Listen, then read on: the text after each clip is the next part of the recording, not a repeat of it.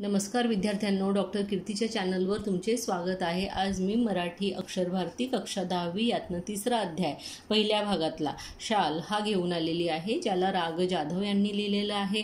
आपण याची व्याख्या आधीच बघितलेली आहे, तो व्हिडिओ मी करून आणि अपलोड केलेला आहे। आता आज आपण ह्याची स्वाध्याय बघूया। ठीक आहे, आता आपण ह्याच्या स्वाध्यायामध्ये काय दिलेलं आहे, कृतीमध्ये काय दिलेलं आहे तर ते बघूया। आज कृतीमध्ये सर्वात पहिलं आपण बघतोय की उत्तरे लिहा। ठीक आहे, पहिला प्रश्न असा आहे की उत्तरे लिहा। आहे पु ल व सुनीताबाई यांनी दिलेल्या शालीचा लेखकाने पाठात केलेला उल्लेख। म्हणजे त्या शालेला जी सुनीताबाई म्हणजे पु ल देशपांडेची बायको होती, त्यांनी जी शॉल जाधवांना दिली त्या शालीला कुठलं नाव दिलं होतं लेखकाने, तर ते दिलं होतं पुलकित शॉल, है ना, पुलकित शाल। ठीक आहे, 2004च्या मराठी साहित्य संमेलनाचे अध्यक्ष कोण होते, तर राग जाधव होते। ठीक आहे, उत्तर पाठात उल्लेख असणारी नदी कुठली, तर कृष्णा नदी। कृष्णा नदीच्या चिंचोळ्या प्रवाहावर ती बाई आपल्या मुलाला टोपल्यात ठेवून बसलेली होती, म्हणजे ती कृष्णा नदी। ठीक आहे, सभा संमेलने गाजवणारे कवी, तर सभा संमेलने त्यावेळेस काळात कुणी गाजवलेले, कोणाबद्दल बोलत होते लेखक, तर नारायण सुर्वेबद्दल बोलत होते। ठीक आहे, नेक्स्ट क्वेश्चन दिलेला आहे की शालीचे पाठात आलेले विविध उपयोग लिहा। मग शालीचे पाठात आलेले विविध उपयोग कुठकुठले आहेत तर बघूया। शालीचे उपयोग, पहिलं तर आहे पांघरणे, म्हणजे शालला आपण पांघरू शकतो। दुसरं आहे सन्मान चिन्ह, म्हणजे जे खूप सन्माननीय व्यक्ती असतात, जे समाजाचे उद्धाराचे कार्य करतात, चांगले कार्य करतात, त्यांना आम्ही शाल आणि श्रीफळ हे देऊन काय करतो, त्यांचं सन्मान करतो, म्हणून ते सन्मान चिन्ह सुद्धा आहे। मग अंथरणे, शाल कशासाठी उपयोगी असते, अंथरण्यासाठी सुद्धा उपयोगी असते। ठीक आहे, त्याच्यानंतर शाल ऊब मिळण्यासाठी, ऊब मिळते, अंगावर पांघरून घेतलं की त्यांनी ऊब मिळत असते, थंडीपासून आपला बचाव होत असतो। आणि नेक्स्ट काय आहे तर थंडीपासून बचाव करण्यासाठी, असे एवढे आपल्याकडे शालीचे उपयोग होऊ शकतात। नेक्स्ट क्वेश्चन आहे कि खालील प्रसंगाची लेखकाने केलेली कृति लिहा। यानी नीचे के जो प्रसंग है इसके बारे में लेखक ने क्या क्या कार्य किया, ये होने के बाद में ये लिखे। पहला है एका बाईचे बाळ कड़ाक्याच्या थंडीत कुड़कुड़त होते, ठंडी कुड़कुड़त होते। एक बाई का बच्चा जो है कड़ाके की ठंड में जो है कुड़कुड़ा रहा था। फिर अब लेखक ने उस प्रसंग में क्या किया, तो अब देखिए आपकी लेखक ने उस प्रसंग में जो किया है, आंसर ये है कि लेखकाने सुटकेस मधली पुलकित शाल काढून बाईला हाक मारली। त्यांनी काय केलं, आतमध्ये रूममध्ये जाऊन सुटकेसमधली ती पुलकित शाल काढली, त्यानंतर त्यांनी त्या बाईला हाक मारली, तिला बोलवलं आणि खिडकीतून तिला शाल आणि 550 रुपये दिले। आणि तिला काय दिलं, शाल दिली आणि 550 रुपये सुद्धा दिले।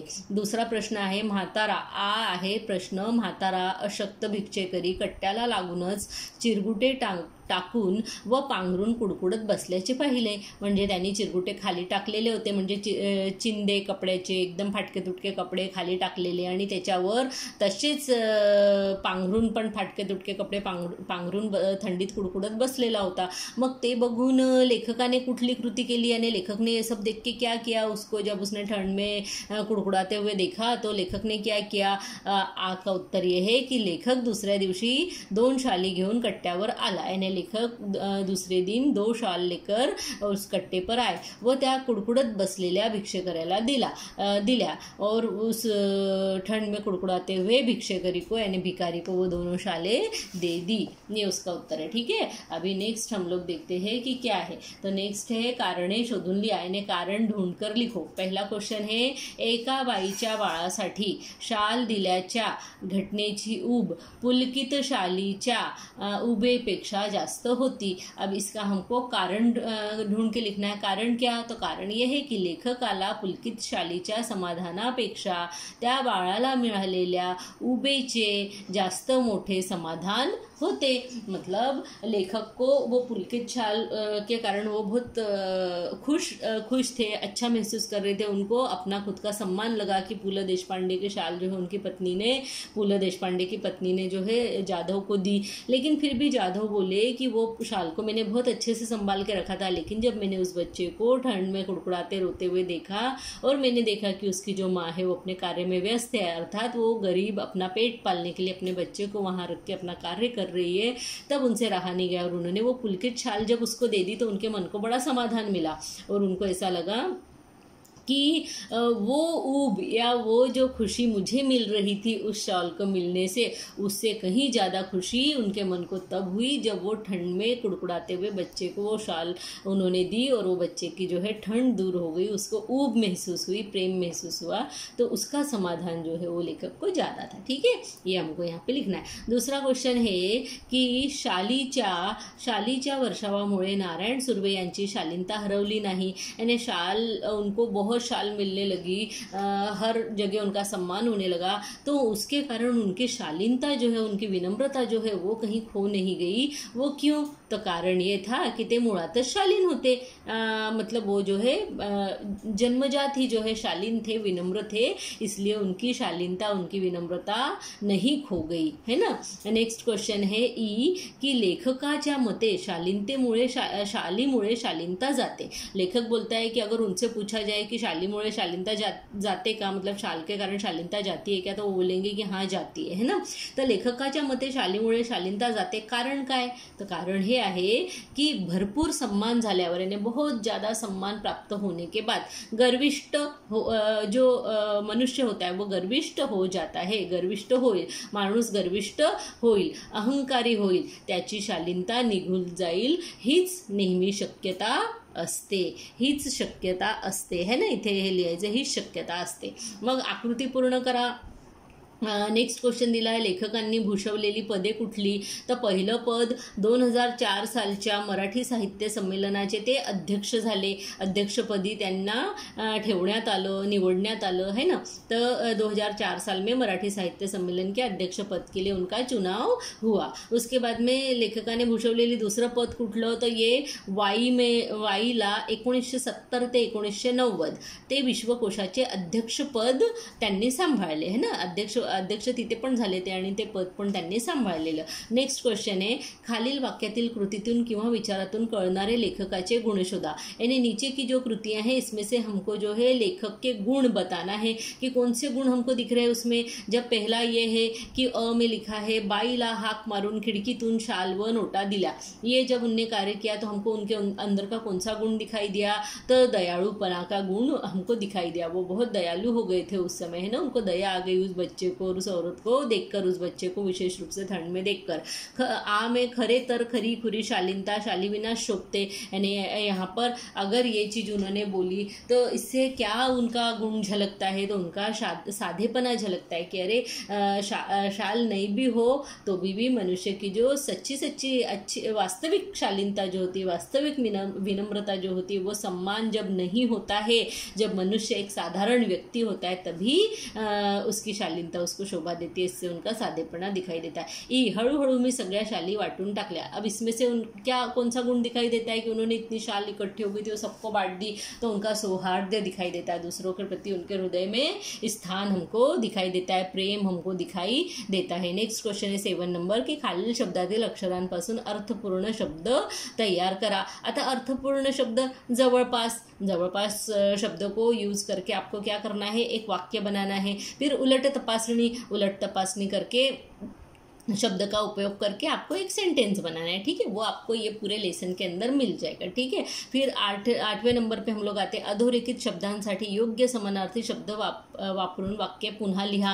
वाक्य पुन्हा लिहामध्ये नारायण सुर्वे यांच्या कार्यक्रमांना अहोरात्र भरतीच असे, तर अहोरात्र जो है इसका हमको इस जगह पर इसको काट कर यहाँ पर रातभर शब्द, रात्रभर ये शब्द लिखकर वापस से ये सेंटेंस ऐसा का ऐसा लिखना है, अर्थात हम अहोरात्र को कट कर देंगे और वहाँ पे रात्रभर इसका जो अर्थ है शब्द का वो लिखकर फिर से वाक्य को लिखेंगे। आ में देखेंगे खोलीच्या दक्षिणेकडील खिडक्या कृष्णा नदीच्या चिंचोळ्या प्रवाहावर होत्या, फिर समानार्थी शब्द वापर के वाक्य पुन्हा लिहा यानी फिर से लिखो, है ना। तो खोलीच्या इथे अपन क्या करूँ, चिंचोळ्या जहाँ लिखा है इसको कट कर देंगे और इस जगह पे हम क्या लिखेंगे, थोड़ क्या ये लिख देंगे और पूरा जो सेंटेंस है एज इट इज हमको लिखना है, ठीक है। तो इसके अंदर कुछ भी करना नहीं है, इसलिए इसको काट के सिर्फ ये लिखना है, तो मैंने यहाँ साइड में लिख दिया। ई नंबर है उसमें लिखा है की मी सगळ्या शालीचे गाठोडे बांधून निकटवर्ती मित्राकडे ठेवले। तो यहाँ पे निकटवर्ती का अर्थ क्या होता है, तो जवळच्या, यानी पास में का मित्र, निकटवर्ती मित्र यानी पास का मित्र, खास मित्र है ना।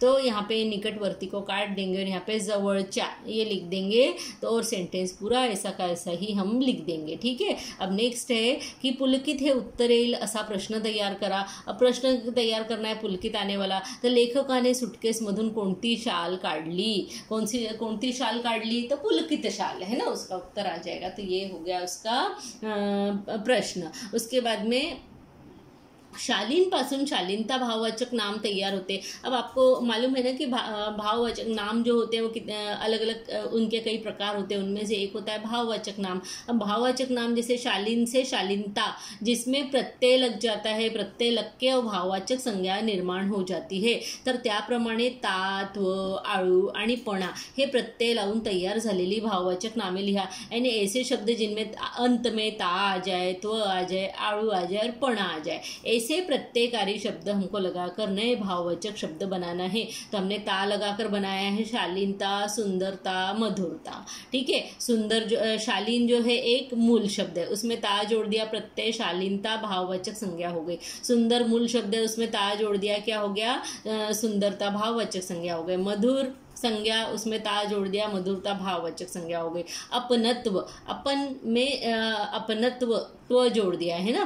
देवत्व, मित्रत्व, शत्रुत्व, इस प्रकार से हमने ये भाववाचक संज्ञा बना ली। आड़ू, आड़ू मध्ये क्या, आड़ू मतलब आड़ू आना चाहिए। अब दयाड़ू, यहाँ पे य है, य के अंदर आ यहाँ पे ये जो मात्रा है ये आ की है, मतलब यहाँ अंत क्या है इसका, आड़ू है ना, दयाड़ू।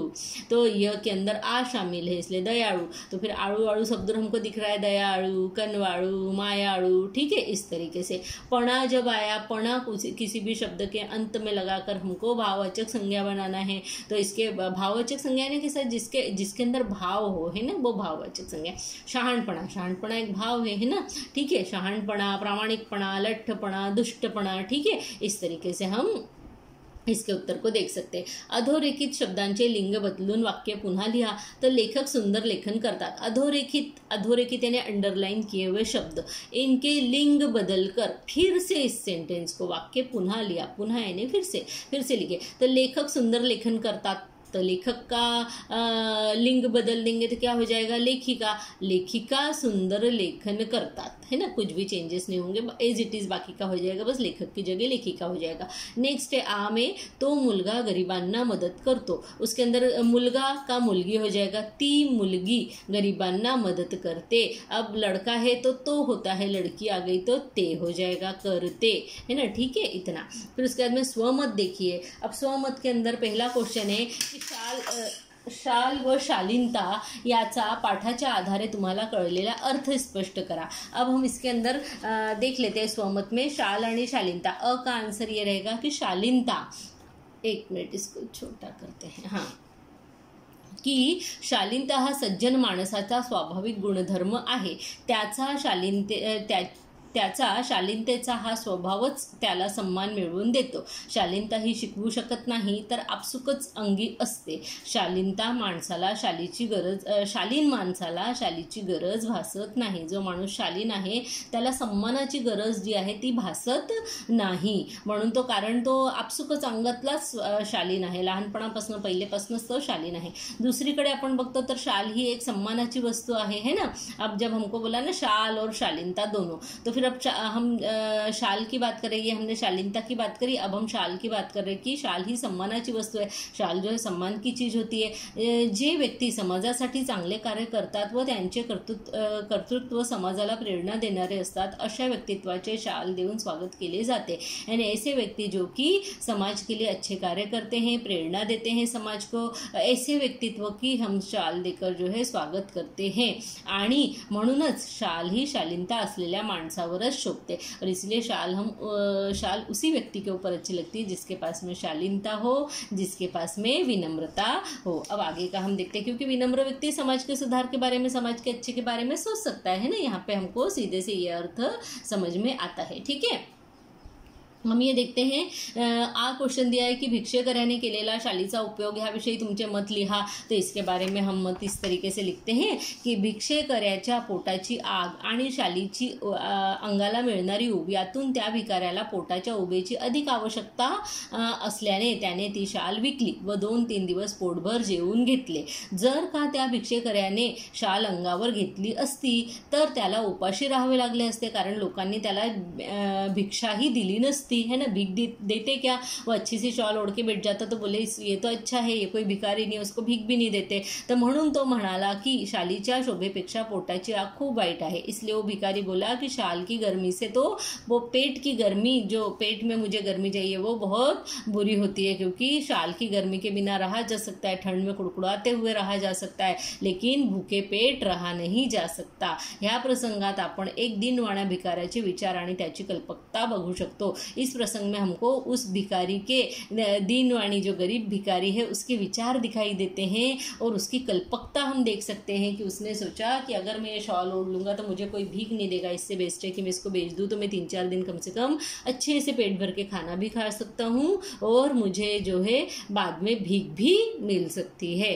नेक्स्ट क्वेश्चन है कि लेखका च्या भावना जशा शाल या वस्तूशी निगडित आहेत तशा तुमच्या आवडीच्या वस्तूशी निगडित असलेल्या भावना तुमच्या शब्दात लिहा. मतलब जैसे शाल के कारण उनको बड़ा ये था कि मुझे पुलकित शॉल मिली, उससे उनकी भावनाएं जुड़ी हुई थी, वो बहुत सम्मानीय महसूस कर रहे थे. तो फिर ऐसी कौन सी चीज़ अपने पास है जिसके कारण हम ऐसा कुछ महसूस करते हैं, तो हम इसके अंदर एक चीज़ लिख सकते हैं. सभी लोग अपने माता पिता का बड़ा सम्मान करते हैं ना, माता पिता के लिए हमारे हृदय में एक विशेष स्थान होता है. तो हम उसके लिए ये लिख सकते हैं की जेव्हा 8वीत असताना मला माझ्या बाबांनी एक बटनवाला मोबाइल, सादा मोबाइल वाढदिवसाला दिला. यानी जब उसका बर्थडे था, 8वीं में वो था, उसके पिताजी ने उसको एक बटन वाला यानी साधारण मोबाइल जो होता है वो उसको दिया. तो मोबाइल मला खूप आवडला. उस समय वो छोटा था, उसको मोबाइल बहुत अच्छा लगा व मी त्याला खूप व्यवस्थितपणे 2-3 वर्ष वापरला. यानी 2-3 साल उसने उसको अच्छे से वापरा. आता माझ्याकडे नवीन एंड्रॉयड मोबाइल आल्यावर, आता अब उसके पास में नया एंड्रॉयड मोबाइल आ गया, उसके पिताजी ने उसको दिया. आल्यावर सुद्धा मला बाबांनी दिलेला तो मोबाइल खूप प्रिय आहे. अब वो बोल रहा है नया मोबाइल एंड्रॉयड आने के बाद में भी मुझे वो जो मेरा पुराना मोबाइल है बटन वाला वो मुझे बहुत प्रिय है. कारण तो माझ्या बाबांनी दिला आहे. कारण सबसे बड़ी बात ये है कि वो मुझे मेरे पिताने दिया है. आणि दुसरे म्हणजे माझा स्वतःचा म्हणून तो माझा पहिला मोबाइल होता. और दूसरी बात ये है कि वो उसका खुद का स्वयं की कोई चीज़ बोल के वो उसके पिताजी ने की स्पेशली जो है तेरा मोबाइल है, इसलिए वो मोबाइल जो उसके लिए बहुत महत्वपूर्ण है. क्योंकि आजकल के समय में क्या होता है, पेरेंट्स लोग जो है वो सब जॉब वाले हो गए हैं ना. फिर बच्चों के साथ में उनको जो है दिन भर बातचीत करना है, बच्चे कहाँ हैं कैसे, अगर घर पर है तो ठीक है, घर पर नहीं है तो कोई दिक्कत नहीं होती है. लेकिन जब बच्चे आजकल घर आने के बाद में भी घर कहाँ रहते हैं, स्कूल के बाद में क्लासेस रहती है, कुछ रहता है, तो माँ बाप को जो है उनसे सतत बात करते रहना पड़ता है कि क्लास में पहुँच गए क्या, क्लास से निकल गए क्या, इस समय क्या कर रहे हो वगैरह. तो उसके लिए बच्चों को आजकल जो है मोबाइल हाथ में देना बहुत ज़रूरी भी हो गया है. उस दृष्टि को उस बात को जो है दृष्टिगत रखते हुए मैंने इस वस्तु के ऊपर जो है लिखकर आपको दिया हुआ है. एज इट इज़ आप दूसरे किसी भी चीज़ के लिए भी लिख सकते हैं. ठीक है, अभी मुझे पूरी उम्मीद है कि आपको ये जो स्वाध्याय है शाल लेसन का ये खूब अच्छे से समझ में आ गया होगा. अगर इसमें कोई भी दिक्कत हो तो आप मुझसे कमेंट बॉक्स में लिखकर पूछ सकते हैं. और घर में रहिए, सुरक्षित रहिए, अच्छे से रहिए, मिल बांट कर पढ़िए. सबको जो है अपना जो भी पढ़ाई का मटेरियल है वो शेयर कीजिए और पढ़िए. ठीक है, धन्यवाद, नमस्ते.